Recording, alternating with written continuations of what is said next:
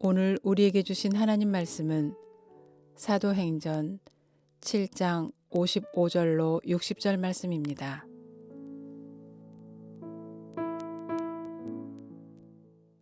스데반이 성령 충만하여 하늘을 우러러 주목하여 하나님의 영광과 및 예수께서 하나님 우편에 서신 것을 보고 말하되 보라, 하늘이 열리고 인자가 하나님 우편에 서신 것을 보노라 한데, 그들이 큰 소리를 지르며 귀를 막고 일제히 그에게 달려들어 성 밖으로 내치고 돌로 칠세.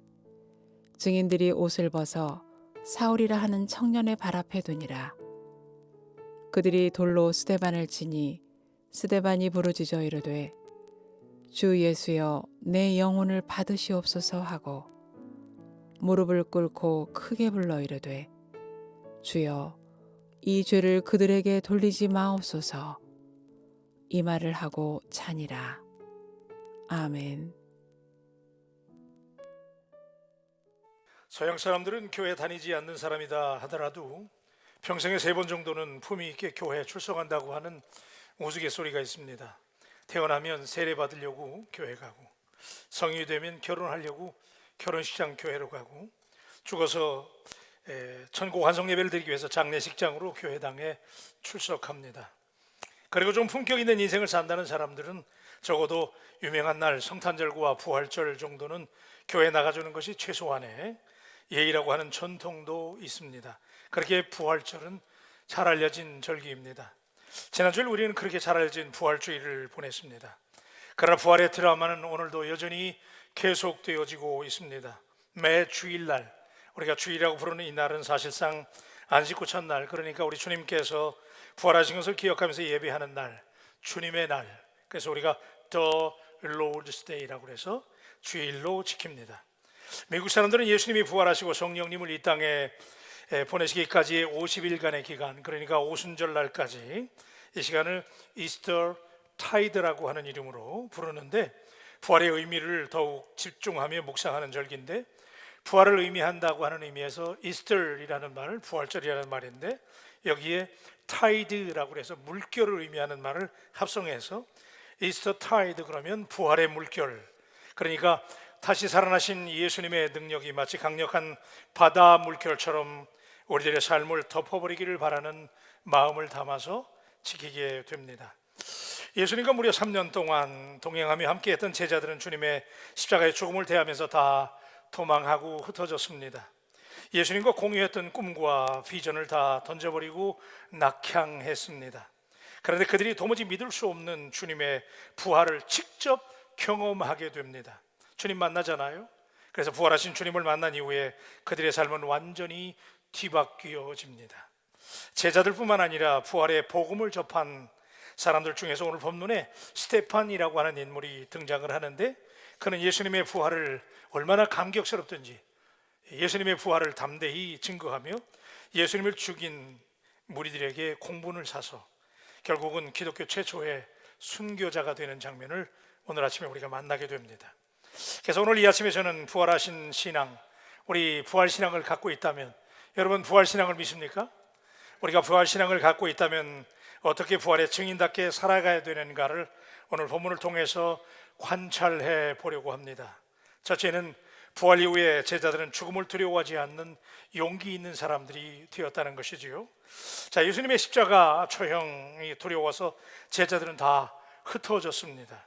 낙향해서 물고기 잡으러 가기도 했습니다. 그런데 제자들이 예수님의 부활을 목격하면서 주님을 만나잖아요, 그죠?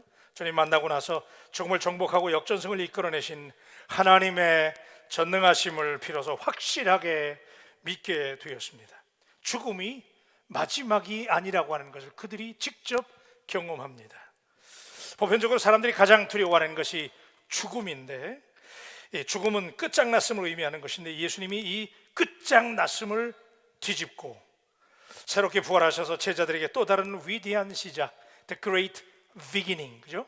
위대한 시작이 있음을 알려주시죠. 지난주에 말씀을 나눈 것처럼 제자들이 영적인 고향과 같은 갈릴리에 갔을 때 거기서 그들을 만나 그들에게 생생한 갈릴리의 비전, 그죠? 기억하시죠? 갈릴리의 비전이 뭐예요?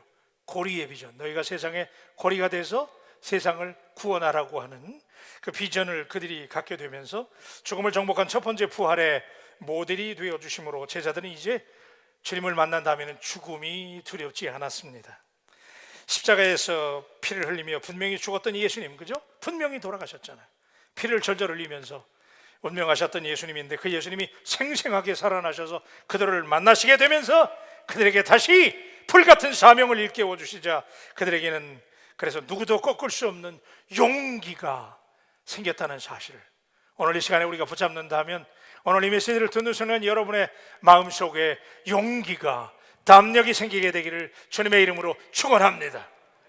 옛날에 콜럼버스 데이, 우리 미국 사람들이 굉장히 좋아하는 날인데, 콜럼버스 데이는 1492년에 미주 대륙을 발견한 크리스토퍼 콜럼버스를 기념하는 날입니다.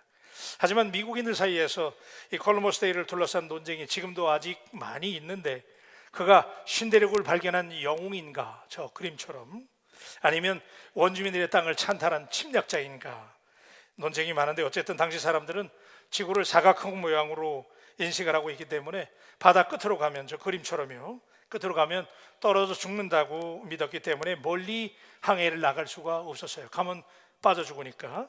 그런데 15세기 말에 용감한 이탈리아의 항해자 콜럼버스가 지구가 둥글다라고 믿었기 때문에 인도를 서쪽으로 배를 타고 항해해서, 그 당시 사람들이 다 인도를 가고 싶어 했어요. 왜냐하면 인도가 신비스러운 나라, 그리고 거기에는 향료와 향신료와 보석들이 많다고 믿었기 때문에 인도를 가려고 그러는데 갈 수가 없잖아요. 가면 절벽이니까. 그래서 아무도 못 가는데 콜럼버스만은 갈 수 있다고, 지구가 둥글다고 외쳤어요. 그러면서 여러분, 우리가 사는 땅의 반대편에는 우리가 보지 못하는 미지의 세계가 있는데, 지구는 둥글기 때문에 우리가 여기서 출발해서 한 바퀴 돌고 오면 마침내 이 자리로 다시 배가 돌아올 수 있습니다. 제발 저를 믿어주세요, 나하고 같이 가주세요 그랬는데 아무도 안 따라가는 거예요. 사람들이 그를 의심하고 충격과 경이로움과 의심스러운 눈초리로 콜럼버스를 바라만 볼 뿐이었는데, 그런데 마침내 그는 대서양 서쪽을 항해하기 시작한 그때 1492년 10월 12일 날 북아메리카의 현재의 바하마 군도를 발견하게 됩니다. 실제로 지도에 지금 있습니다. 이 바하마 군도를 발견하게 되는데, 처음에는 그가 그것이 인도인 줄 착각을 해서 거기를 뭐라고 그러냐면 서인도 제도라고 이름을 붙였어요. 지금도 그렇게 되어 있습니다. 서인도 제도고, 그리고 거기서 만난 사람들이 있었어요. 그래서 그 사람들이 거의 인도 땅인 줄 알고, 인도 사람인 줄 알고 거기를 인디언이라고 불러서, 지금도 미국 사람들은 미국의 원주민들을 아메리칸 인디언이라고 불러요. 자, 어쨌든 간에, 자, 그에 대해서 논란의 여지가 많지만 부인할 수 없는 그의 공헌 중 하나는, 그가 신대륙을 발견한 후에 수많은 항해 선단들이 앞을 다투어 대서양을 횡단할 수 있는 용기를 가지게 되었다는 것이지요. 직사각형의 지구이기 때문에 바다 끝까지 가면 떨어져 죽는다라고 생각했던 당시의 사람들의 생각을, 거기 가면 다 죽는 줄 알았거든요. 근데 그 패러다임을 완전히 뒤바꾸어 놓았습니다. 대단한 발상의 전환이잖아요. 이거 아무도 생각 못하는 거잖아요. 듣기는 쉬워도 누구도 쉽게 도전할 수 없는 고정관념의 벽을 그가 깨뜨렸다는 거, 그죠? 이게 역사적인 사실인데, 제가 지금 무슨 얘기 하려고 그러냐면, 예수님께서 다시 살아나신 인류 역사상 최대의 기적이 그런 거잖아요. 여러분, 죽으면 끝인 줄 알잖아요. 근데 끝이 아니잖아요. 예수님 부활하셨다는 사실을 믿으시면 아멘. 진짜 아멘이세요? 예, 여러분은 쉽게 아멘 하는데 그 당시의 사람들은 못 믿었잖아요. 이게 믿어지는 얘기입니까? 이게 죽으면 끝이잖아요. 근데 죽었다 살았다는 거예요. 죽으면 모든 것이 끝이라고 믿었는데 다시 멀쩡하게 다시 살아나다니요. 당연히 사람들에게 이것은 놀라운 충격 그 자체였습니다. 이 부활신앙 때문에 당시에 질이 멸렬하던 기독교 신앙은 다시 한번 불타올라서 로마를 넘어서서 유럽과 미국과 그리고 복음의 세계화를 이루어서 오늘 전주 바울교회까지 복음이 왔다는 사실을 믿으시면 아멘. 그래서 여기까지 복음이 왔는데, 여러분, 그 중에 흥미로운 것은 사도행전의 저자 누가는 오늘 본문에 등장하는 이 부활 이후의 최초의 순교자 스테판, 그죠? 우리가 너무나 잘 아는 이 스테판을 통해서 그 당시에 부활을 믿는 그리스도인들이 얼마나 놀랍게 달라졌는가를 진술하고 있습니다. 부활을 목격한 모든 사람들이 다 용기 있는 사람들로 변했다는 것입니다. 기독교 복음의 핵심인 부활을 사실로 받아들이는 그리스도인들은 결코 죽음과 실패를, 고난과 역경을 두려워하지 않겠다는 사실을 믿으시길 바랍니다. 예, 부활을 믿는 사람, 그죠? 정말 우리가 부활을 믿는다면, 아멘. 여러분이 정말 예수님 부활하신 사실을 믿는다면, 사망 권세를 이기시고 부활하신 주님의 놀라운 사실을 믿는다면, 죽음과 실패를, 고난과 역경을 절대로 우리는 두려워할 수 없는 것이지요. 스데반은 전혀 죽음을 두려워하지 않았습니다. 그래서 순교의 피를, 그죠? 순교의 씨를 흘리게 되고 복음이 전 세계로 전파되는 동력이 됐잖아요, 그죠? 사도행전 8장 1절과 4절에 보니까 이렇게 말씀해요. 그날에 예루살렘에 있는 교회에 큰 박해가 있어 사도 외에는 다 유대와 사마리아 모든 땅으로 흩어지니라. 그 흩어진 사람들이 두루다니며 복음의 말씀을 전할세. 할렐루야. 예, 핍박을 당해가지고 부활의 복음을 전하니까 다 흩어진 거예요. 그래서 scattering people, 그죠? 다 흩어지고 찢어졌잖아요. 그런데 놀라운 사실은 그 사람들이 용기가 있는 사람들이기 때문에, 그죠? 흩어졌지만 흩어진 그 자리에서 그들이 어떻게 해요? 두루다니며 복음의 말씀을 전했다는 사실이 오늘 우리에게 도전과 용기를 준다면, 바울 가족 여러분들, 우리 죽음을 넘어서는 용기와 담력을 가지고 세상을 향해서 도전할 수 있게 되기를 주님의 이름으로 축원합니다. 사람 중에 제일 무서운 사람, 그죠? 우리가 살아보니까 사람 중에 제일 무서운 사람이 너 죽죠 나 살자는 거잖아요, 그죠? 죽기 살기로 달려드는 사람, 죽기를 각오하면 세상에 눈에 보이는 게 없잖아요. 죽음을 두려워하지 않는 용기 있는 사람들. 두 번째는, 자, 부활신앙으로 무장한 제자들의 가치관이 변화됐어요. 3년 동안 예수님을 따라다니면서 그의 제자라고 자처했지만 진정 예수가 누구인지, 왜 그가 십자가에 죽어야 했는지, 도대체 무엇을 위해서 이 땅에 오셨는지, 급기야 심지어 자신들이 누구인지도 헷갈렸어요. 제자라고 얘기하면서도 자기들이 누구인지 몰랐어요. 그들은 무식한 자신들을 거두어 주신 예수 선생에 대한 의리와 연대감 때문에, 또는 종교적인 의무감으로, 혹은 로마의 압제로부터 자신의 민족을 구해볼 수 있겠다고 하는 정의감으로 모인 집단이었고, 때때로 스승 예수님이 그들에게 보여주시는 깜짝 기적쇼에 매료돼서 그분을 따르기는 했어요. 뿐만 아니라 지금까지 자신들이 들어보지 못했던 이상한 나라, 그죠? 하나님의 나라, 한번 따라 하십시다. 하나님의 나라. 하나님의 나라라고 하는 얘기를 계속 하시니까 그 나라가 임하면 우리가 그 나라에서 권력을 잡아야 되겠다라고 생각을 일장춘몽으로 그분의 가르침에 동의해 왔는지 몰라요. 그러나 곰곰이 생각해 보면 실상 그들은 예수님이 진짜 누구인지 전혀 몰랐어요. 그래서 두려움과 깊은 의심에 사로잡혀서 예수님이 십자가 질 때 그래서 다 도망간 거예요. 자기들이 누군지, 예수님이 누군지 전혀 몰랐잖아요, 그죠? 우리 이 대목에서 오늘 우리들의 자화상을 비춰볼 수 있기를 바랍니다. 이 모습이 오늘 나와 당신의 모습일 수 있기 때문입니다. 우리가 신앙생활을 열심히 하고 있습니다, 그죠? 예배 열심히 드리고 참 열심히 하는데, 그런데 무엇 때문에? 왜 기도하고 왜 열심히 예수 믿는 거예요? 여러분에게 예수님은 정말 삶을 다 바쳐 예배해야만 하는 주님이 맞습니까? 왜 아멘이 작으세요? 여러분에게 예수님이 정말 주님이세요? 예. 아니면 단순히 종교적인 의무감이나 가족적인 백그라운드 때문에, 혹은 강단에서 선포되는 말씀이 들을만 해서 정신적으로 건강에 도움이 돼서 이 자리에 앉아 있는 것은 절대 아니죠? 그렇죠? 예. 바울교회에서 중직을 맡는다는 거, 내가 바울교회 장로라는 거, 바울교회 권사라는 거, 바울교회 집사라는 사실을, 이것이 여러분의 스펙에 도움이 돼서 이 자리에 앉아 있는 분은 아무도 없다고 저는 믿는데, 맞으시면 아멘. 그렇잖아요, 그죠? 우리가 그래서 나온 게 아니잖아요. 여기 놀라운 반전이 있습니다. 믿기지 않는 부활을 사실로 목도한 제자들과 그리스도인들에게 나타날 주목할 만한 현상이 있는데, 그것은 그들의 가치관이 바뀌었다는 거예요. 여러분, 세상을 살아가는 이유가 바뀌어버렸습니다. 놀라운 변화입니다. 다시 살아나신 예수님, 부활의 예수님을 직접 만나버렸으니 그들이 바뀌지 않는다면 그것이 이상한 일입니다, 그죠?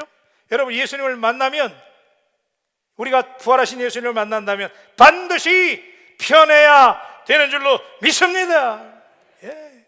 부활하신 주님을 만났는데 어떻게 안 변할 재간이 있어요? 심지어 주님의 손과 몸을 만져봐야 나는 믿겠다라고 의심했던 의심의 아이콘 누구예요? 도마조차도 변해버렸잖아요.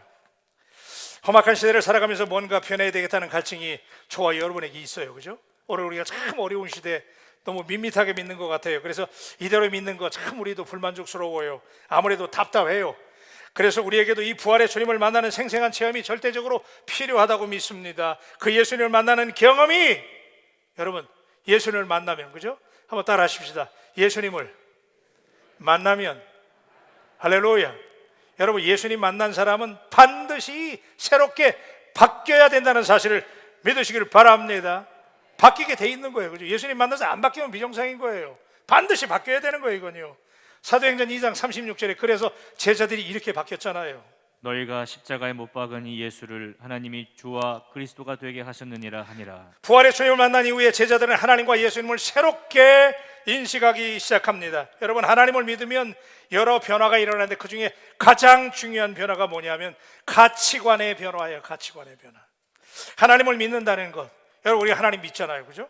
우리가 예수님 믿습니다. 하나님 믿는데 그 믿는 게 뭐예요? 하나님을 믿는다라고 하는 것은 이제부터 새로운 관점으로 새로운 안경을 쓰고 세상을 바라보는 거예요. 지금까지는 세상살이가 그저 세상에서 애쓰고 힘쓰고 사는 게 우리의 주된 관심사였지만은 하나님을 만난 이후에는, 부활의 주님을 만난 이후에는 하나님은 우리를 지으신 창조주이시며 예수님은 우리의 인생의 주인이라고 하는 믿음이 여러분의 심령 속에 다시 한번 새롭게 되기를 주님의 이름으로 축원합니다. 나에게 가장 중요한 가치의 중심은 하나님이요 예수 그리스도가 되는 것입니다. 무엇이, 저는 오늘 여러분에게 진지하게 물으려고 그래요. 무엇이 여러분들의 인생의 가장 important thing, 가장 중요한 게 뭡니까?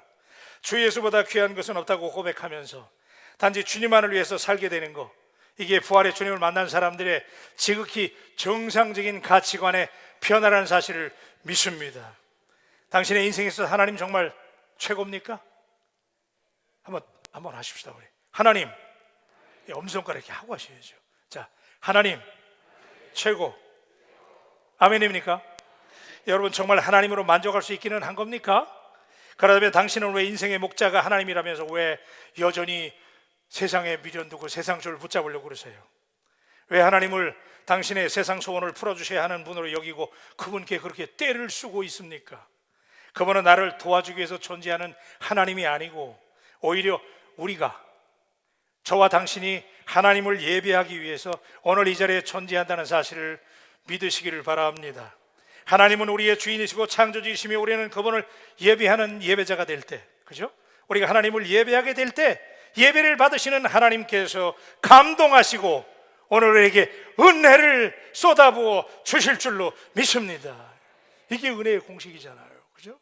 근데 어떤 분들 이런 얘기해요. 기도하는데 응답이 없대요. 나는 그냥 열심히 기도하는데, 근데 사실은 가만히 들여다보면 기도의 동기가 잘못되었기 때문에 가능성이 있는 거예요. 우린 종종 내가 기도를 열심히 한대요. 새벽 기도, 작전 기도, 금식 기도 한다고 우리의 기도의 헌신을 자랑해요. 그런데 여러분, 당신이 정말 당신의 기도가 그렇게 대단한 거예요? 여러분, 옛날에 우리 예수 믿는 사람들은 오늘 참 좋은 시대를 예수 믿고 있는데, 옛날에 우리네 여인들, 우리나라 예전에 살았던 여인네들이 정한수에 물 떠놓고 그러죠. 그때 비나이다 비나이다 했잖아요. 그 물이 뭐라고 말이야. 예? 고목나무 밑에다가 물 떠놓고 비나이다 비나이다 했잖아요. 동의가 되시면 이렇게 끄덕거려 주세요. 근데 그 사람들이 물 떠놓고 빌 때 그냥 빈 게 아니에요. 한겨울 그 엄동설안에도 그 새벽에 일어나가지고 찬물로 목욕제기 하고, 그죠? 찬물로 목욕제기 하고 청화수 떠놓고 그렇게 정성껏 드렸잖아요. 그런데 오늘 여러분들의 기도는 어떤 거예요? 여러분의 예배는 도대체 어떤 거예요? 이 정도 열심히 있는 거예요? 세상에 고목나무 밑에 가서도 그 정도로 비는데, 살아계신 하나님, 따라하십시다. 살아계신 하나님, 크게 하세요. 살아계신 하나님, 우리 하나님 부활하신 예수님 만나러 올 때 여러분, 우리가 이 정도의 정성이 있어야 되는 거 아니에요? 우리 오늘 여러분의 마음속에 예수가 최고라고, 하나님이 최고라고 하는 가치관의 변화가 따르게 되기를 주님의 이름으로 축원합니다. 여러분, 예수 믿는다라고 하는 것은 예수님이 보여주신 가치를 추구하고 따라간다는 것으로 의미하는 거예요, 그죠? 예수님을 배운다. 그럼 예수님이 사신 것처럼 살아야 되는데 겉옷을 달라고 하면 여러분 대답하셔야 돼요. 겉옷을 달라고 하면 속옷까지 줘라, 그죠? 예, 여러분 벌써 자신 없어 하잖아요 지금요. 예.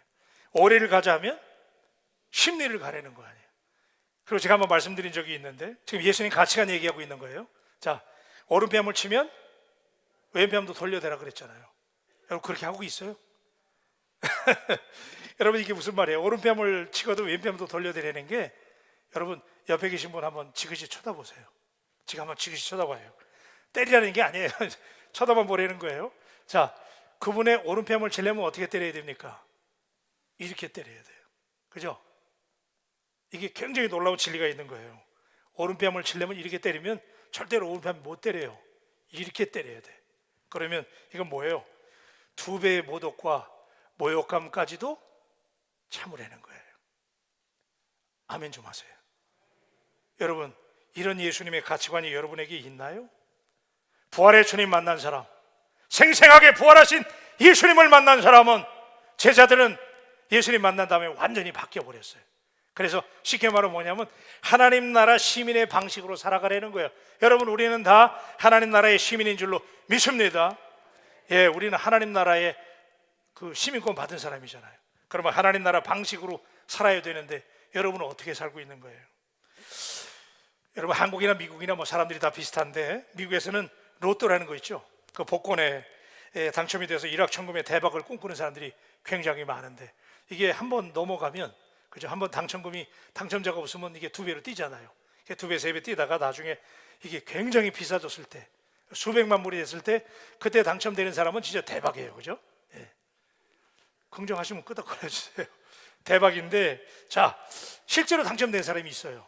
근데 이 당첨되는 사람들이 꿈이 뭐냐 하면, 미국의 중남부에 있는 그 플로리다 반도가 있잖아요.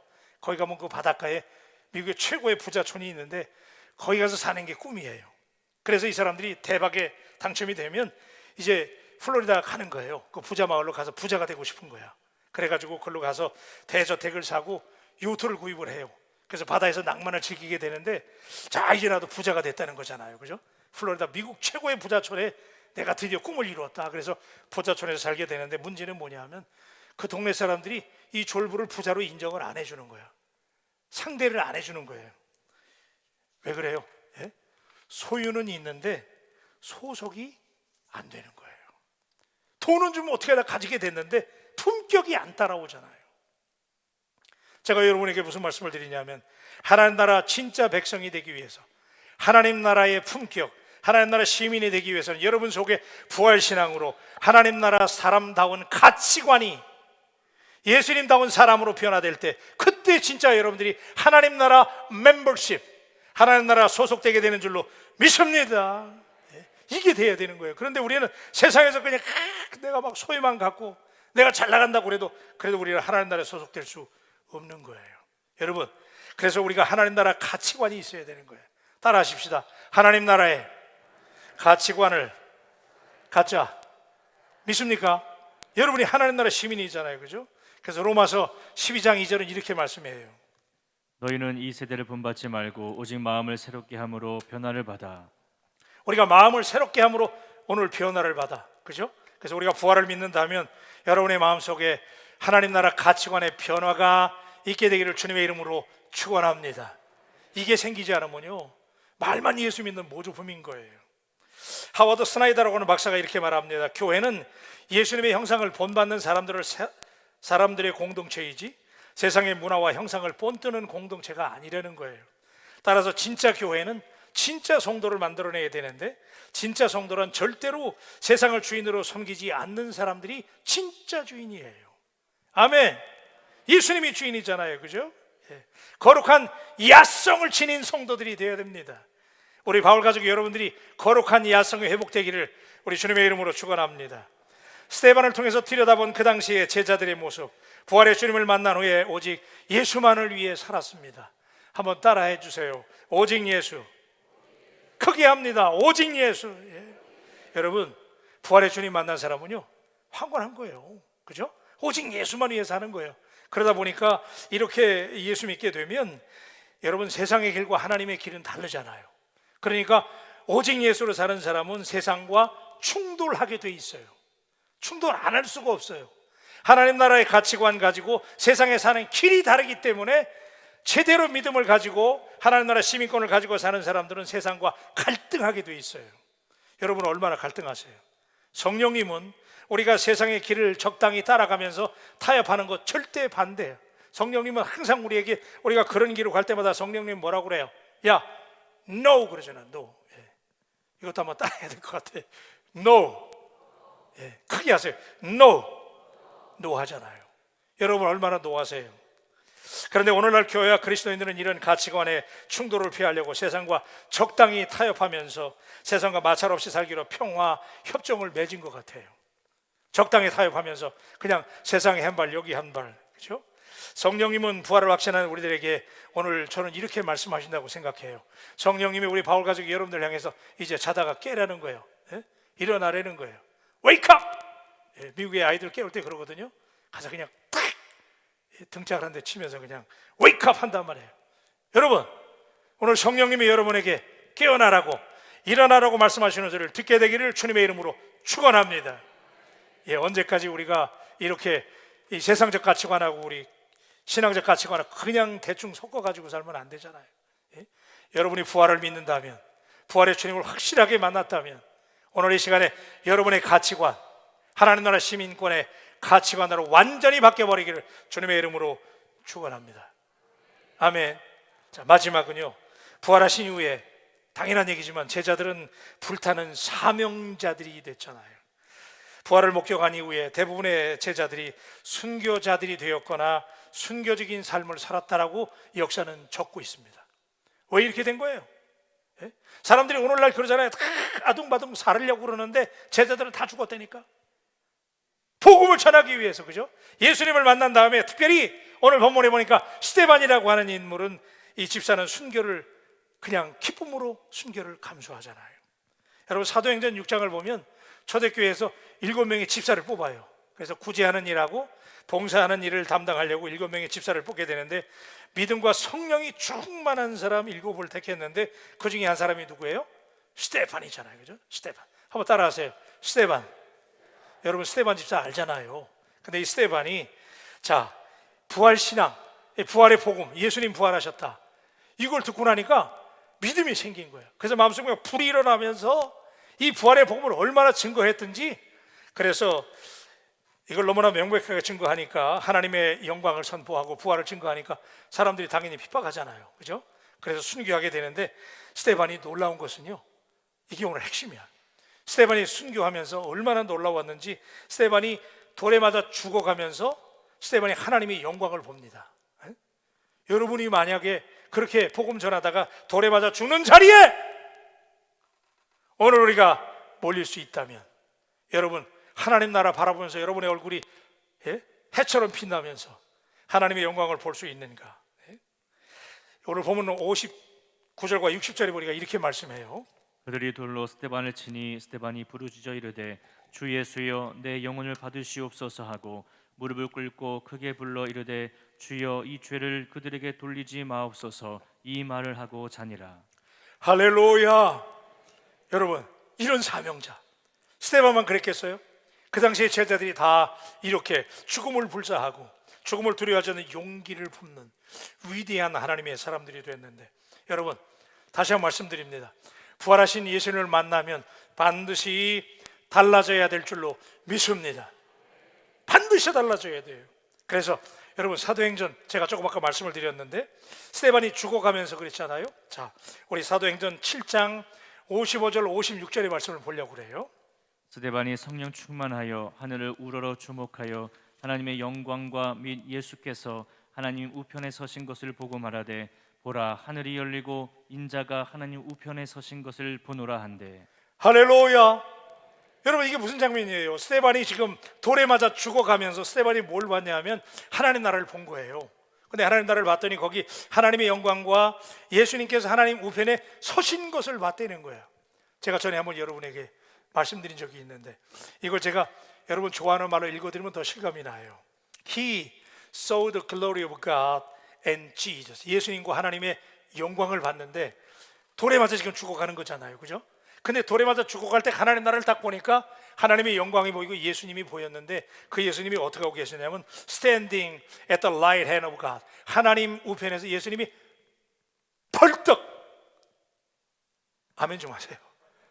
스데반이 돌에 맞아가지고 지금 스데반을 순교하고 있는데, 그때 하나님의 나라를 바라봤더니 거기 예수님께서 하나님 보좌 우편에 앉아 계셨다가 자리에서 벌떡 일어나셨어요. 할렐루야. 여러분, 이거 영광스러운 장면 아니에요? 오늘 저와 여러분들이 주님의 복음 전하다가, 그죠? 우리에게 사명이 있잖아요. 한번 따라하세요. 사명. 제가 사명 얘기 종종 하는데 이렇게 시원찮아서 계속 강조하는 거예요. 제가 한 번 더 따라하세요. 사명. 우리 모두에게 다 사명이 있잖아요. 스데반이 부활의 복음을 받아들인 다음에 그가 그 복음을 전하는 사명을 감당하다가 순교하는 자리에서 하나님 나라를 바라봤을 때 거기 예수님 어떻게 했다고요? 자리에서 벌떡 일어나셨잖아. 여러분이 하나님 나라 가셨을 때 주님께서 벌떡 일어나실 자신이 있어요? 예? 신목사가 하나님 나라 갔을 때 신목사야 어서 오너라 그러고 우리 주님이 내가 오기도 전에 자리에서 벌떡 일어나셔서 여러분 모두를 저를 환영할 수 있는 그런 사명자의 삶을 살게 되기를 우리 주님의 이름으로 축원합니다. 사명이 중요합니다. 우리가 대충 감당해서는 이런 감동이 오지 않잖아요, 그죠? 여러분이 사명 감당하다가 마지막 날 주님이 여러분 모시고, 마지막 날까지 갈 필요도 없어요. 우리 바울교회에서 하나님의 나라를 위해서 여러분들이 부활의 증인으로 사명을 감당할 때 우리 주님이 여러분 모시고 자리에서 그냥 예배 때마다 그냥 여러분 사명 감당할 때마다 주님이 벌떡, 이럴 때는 아멘 해야 잘 맞는 거예요. 주님이 벌떡, 계속해서 벌떡벌떡 주님이 일어나게 되는 오늘 우리의 사명자의 삶이 되기를 주님의 이름으로 축원합니다. 여러분 사명 감당해야 돼요. 우리 옆 사람들에게 사명 감당하십시다 한번 하십시다.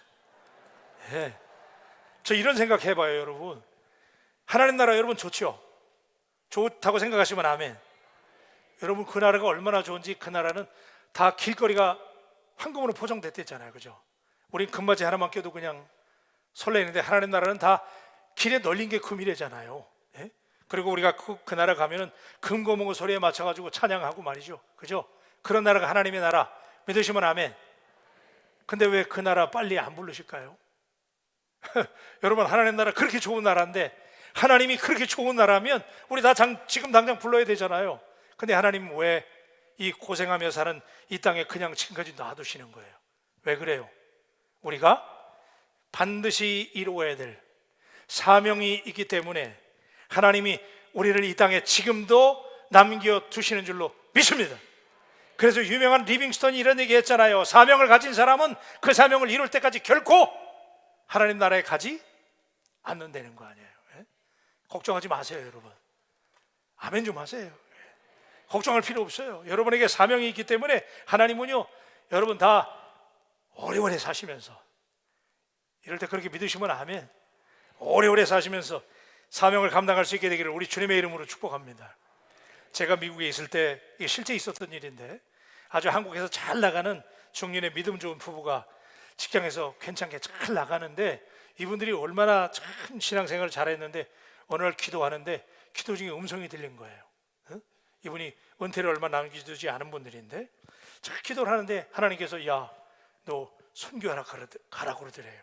그래서 선교하라 가라고 그러니까 가슴이 덜컹하잖아요. 그래서 이게 진짠가? 그러고 계속 기도하는데 하나님이 그게 너의 사명이다 그러더래. 그래가지고 이분들이 하나님의 소명인 걸 확신하고 이제 선교사 훈련을 받고 미국에 왔잖아요. 그때 이제 우리를 만난 건데, 미국에 오셨는데 미국에 어느 선교사 훈련을 해서 이제 선교 훈련을 받고 파송을 받아야 돼. 그래서 한 1년이고 2년이고 이제 훈련을 받아야 되는데, 이분들이 훈련을 받는 동안 낮에는 이제 밤에 가서 훈련을 받으니까 낮에는 일을 해야 되고 그래야 생활이 되니까, 그래서 이제 낮에 일을 하게 되는데 어느 세탁소에 취직을 해가지고 일을 하고 밤에는 이제 훈련을 받으러 가는 거예요. 그런데 이 사람들이 참 신기해. 이 남자가 장사 수완이 있었는지 취직이 됐는데 이 사람 때문에 그 세탁소가 너무 잘 되는 거야. 갑자기 막 사람들이 막 오고 말이죠. 100불짜리가 왔다 갔다 하고 그러니까 장사가 잘 돼. 그러니까 이 사람이 가만히 보니까 주인이 너무 일을 잘하니까 이 사람 때문에 장사가 잘 되니까 매니저로 올려줬어요. 그러니까 졸지에 매니저가 됐는데, 야, 단골도 생기고 막. 그래서 야간에는 이제 가서 선교사 훈련을 받고 낮에는 세탁소에서 일을 하는데 돈이 너무 잘 벌려. 그러니까 이 사람 속에 생각이 바뀌었어. 야, 내가 세탁소 하나 새로 오픈해야 되겠다. 그래가지고 거기서 얼마 떨어지지 않은 데다가 진짜 세탁소를 오픈했어요. 단골들이 많아졌어요. 장사가 잘 될까요, 안 될까요? 안 되면 얘기 안 하지. 내가 잘 됐어요. 여전히 잘 되는 거야. 그러니까 막 돈이 막 벌리는 거예요. 막 100불짜리가 왔다 갔다 하고, 여러분 100불짜리 10%런 거 보면요, 미국 사람들 눈이 휘둥그레지거든. 이게 막 왔다 갔다 하고 막 장사가 너무 잘 돼. 그러다가 밤에도 낮에도 막 열심히 일하는데 나중에는 그래도 주일은 지켰어요. 그런데 너무 잘 되니까 욕심이 생겨요. 그래서 주일날도 교회 안 가고 계속 일하는 거예요. 그때는 뭐 온라인이 있었는지 없었는지 모르지만 아무튼 간에 하여튼 그래서 주일날도 그냥 일을 하는 거예요. 근데 어느 날 장사는 너무 잘 돼가지고 돈을 잘 버는데 어느 날 갑자기 이쪽이 뻐근한 거야. 뻐근해. 그래서 혹시나, 그리고 며칠 지내다가 병원을 갔잖아요. 갔는데 세상에나 가난 말기래. 손쓸 시간도 없이 남편이 병으로 세상을 떠났잖아요. 홀로 남은 아내는 통곡을 합니다. 한국에 남겨둔 자녀들에게 이 비통한 소식을 알릴 수가 없잖아. 어떻게, 아버지가 돌아가신 거 어떻게 알려요? 아이들이 요즘 아빠가 연락이 뜸하다고. 엄마, 아빠가 요즘에 전화를 안 받아. 아빠가 전화도 안 해. 아내는 대성통곡을 하면서 비로소 하나님께 회개합니다. 이 아내가 교회 나와서 하나님께 간절히 울며 기도하는데 그때 이런 소리가 들리는 거예요. 내가 너를 믿고 맡긴 사명 너는 왜 잊어버렸냐? 나만 따르라 하던 약속 너는 왜 잊어버렸냐? 내가 너를 믿고 맡긴 재물 왜 너는 너의 배만 채우냐? 나를 위해 다시 바치리라 약속했던 그 약속을 왜 잊어버렸느냐? 위로받기보다는 위로하고 사랑받기보다는 사랑하고 십자가만 면류관만 바라보며 의의 길 간다더니 위로하기보다는 위로받고 사랑을 받기 원하네. 이 음성이 들리는 거예요. 여러분, 오늘 여러분에게, 부활의 주님을 만나신 여러분에게 하나님이 여전히 우리에게 지금 이 땅에 남겨놓으신 이유는 사명이 있기 때문인 줄로 믿습니다. 베드로가 로마에서 복음을 전하고 있다가 네로가 베드로를 체포하라고, 베드로를 죽이려고, 베드로를 잡으라는 명령이 떨어졌어요. 베드로가 급히 무서워서 로마를 등지고 도망갑니다. 그때 정신없이 핍박을 배서 베드로가 도망가고 있는데 누군가 베드로를 스치고 지나가는 분이 있는 거예요. 그래서 베드로가 그분이 누군가 하고 쳐다봤더니 부활하신 주님이셨어요. 베드로가 너무나 놀라서 그분께, 주님께 이렇게 물었잖아요.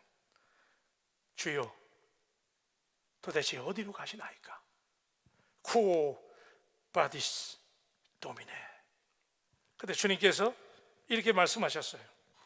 내가 버린 사명의 십자가를 내가 지기 위해서, 내가 버린 로마를 살리기 위해서 내가 로마로 간다. 이 말에 베드로가 그 자리에서 회개하고 발걸음을 돌려서 박해가 극심한 로마로 돌아가서 복음을 전하다가 붙잡혀서 십자가에서 거꾸로 못 박혀 영광스러운 순교의 제물로 하나님께 드려졌다는 이야기가 전해지고 있습니다. 사랑하는 바울 가족 여러분, 오늘 주님 우리에게 그렇게 묻는 거 아닐까요? 아무개야, 우리가 주님께 주여 도대체 어디로 가시나이까? 주님께서 말씀하시기를 내가 섬기지 못하는 그곳, 내가 여전히 돌보지 않는 그 현장을 향해서 내가 간다고. 여러분, 오늘 여러분에게 부활의 증인이라면 주께서 여러분에게 기대하시는 그 영광스러운 사명 감당할 수 있기를 주님의 이름으로 축복합니다.